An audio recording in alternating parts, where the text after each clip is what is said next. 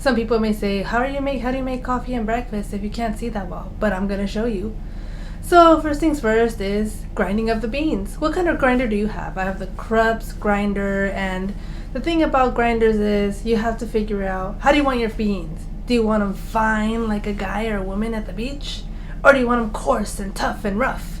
And this is where you have to spin the little knob on the grinder and figure it out. Spin it all the way to the left, it's fine. If you spin it all the way to the right, it's gonna be really coarse.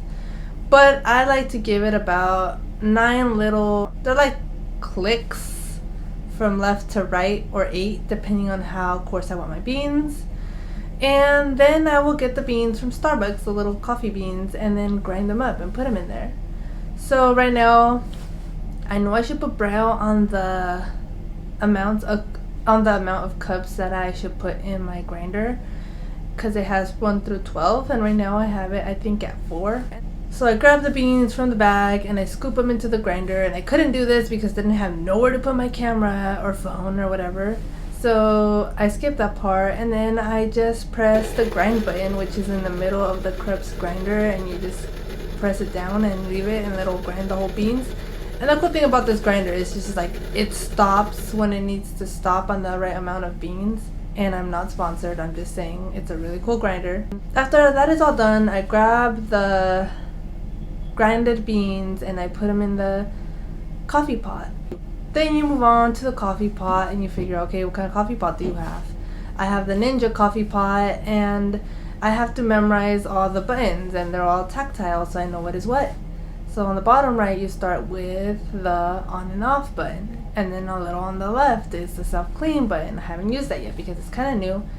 And then you go to brew on the top, and then from the brew is rich, which I like, and I keep it there. And then it's classic, and then it's small. You could delay the brew, or you could keep it warm, and then you have to program it to what time is it. But since I always unplug it and it always changes, I don't really care. I don't care about what time it is on the freaking coffee pot.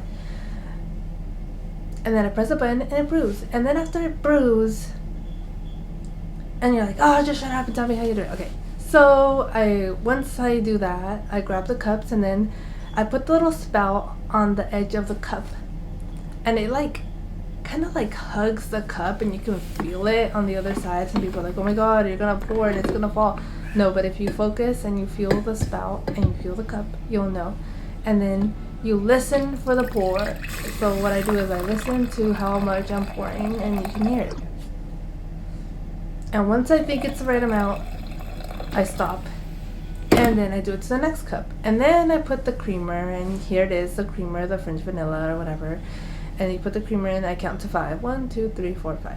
It's probably a lot. I don't know how much cream you like in your coffee, but I like a lot of creamer, because who doesn't like sweetness in their life? So bam, that's done, and then I mix them. But there's the first part of my day, and that thing that keeps me up in the morning and doesn't give me withdrawals, and then I keep going. So then I get hungry, because that's not my breakfast, that's my lunch that I'm gonna make right now. So I decide, okay, I want to make eggs, spinach, and cheese. So I turn on the stovetop and I put dots on it. I only put dots on the high and the low, which the medium is basically you have to have the knob facing left and right. That would be medium. Then I line up the pot in the middle of the stove burner area, and you have to feel for the middle, because if you don't line it up, I don't know, you could burn your hand. I grab the olive oil and I put some oil in there, like a little bit.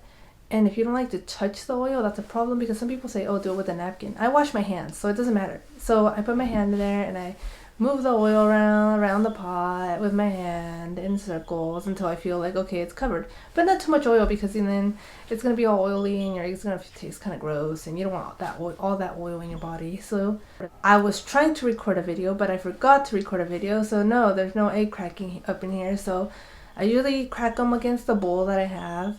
So I do like 2 cracks and they crack, and then I be careful not to get eggshells in my egg liquid or whatever you call it. And then I crack 6 eggs, and once all the eggs are all cracked, then I whisk it with a fork, because you don't need a whisk, because why?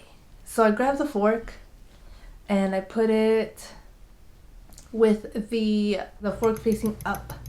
and I move it. Pick your favorite side and move it to one side, one way. Keep going, keep going, keep going until you think all the eggs are whisked. And sometimes I get too lazy and maybe they're not that whisked, but that's okay. If you're making scrambled eggs for yourself, who cares? And then after that's done, I put the eggs in the pot or skillet.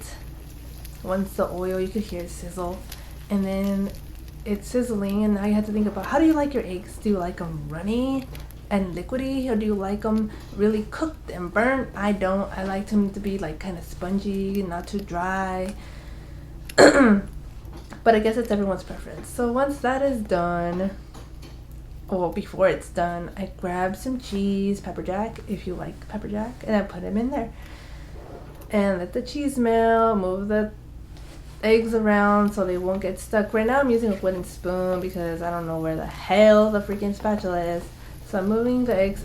Start from the sides, because if you don't start from the sides, they might get stuck on the sides and they get burned into the side, and that's not a good idea. Move them to the center, move it around, because they're going to be scrambled eggs.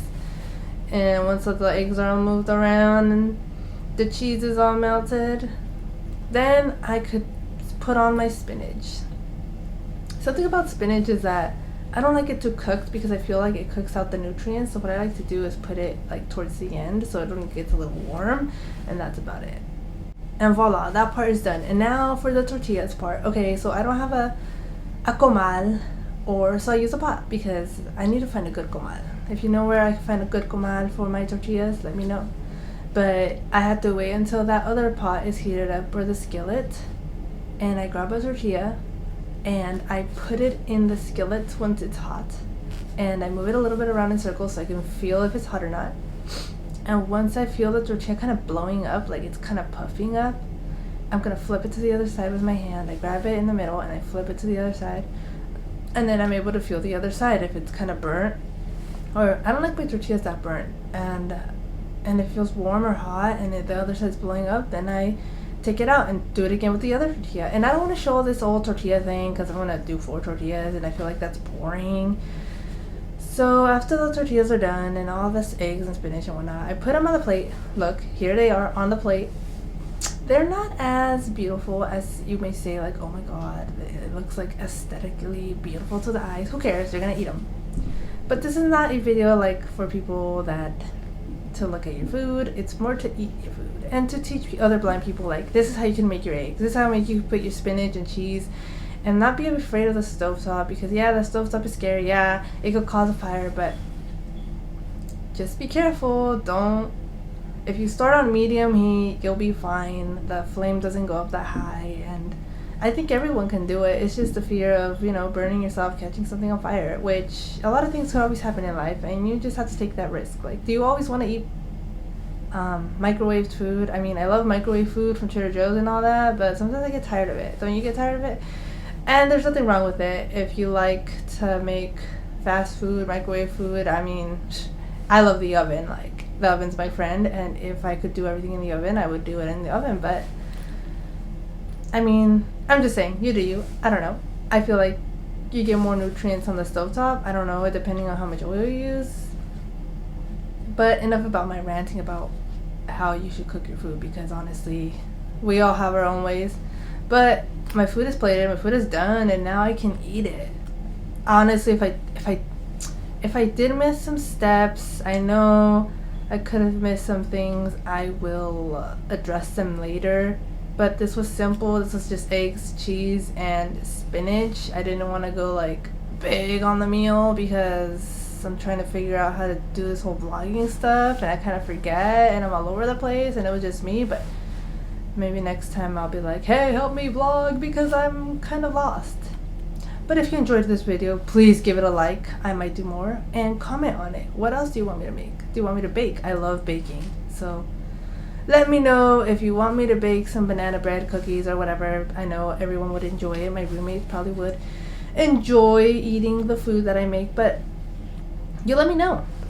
And I'll see you next time.